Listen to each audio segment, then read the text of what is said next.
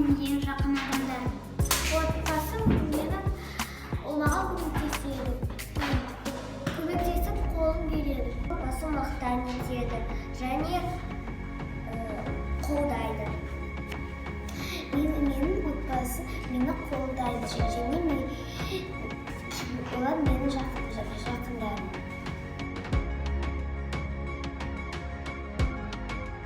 Себебі анам мені бағып өсірді.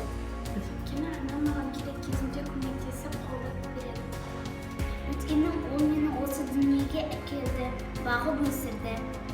Өйткені менің анам мейірімді, мені çok сүйеді, мені қолдайды.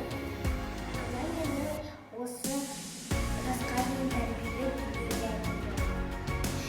Мен анамды сүйіп, ол мені осы дүниеге әкеліп, мені тәрбиеледі. Әкем жақсы адам. Менің әкем әлемдегі ең жақсы әке деп білемін. Менің әкем маған керек кезінде мені қолдап, мені қорғап жүреді. Менің әкем жақсы адам. Ол маған көмектеседі. Үй жұмысында математикада көмектеседі. Менің әкем ақылды, тәрбиелі және мейірімді.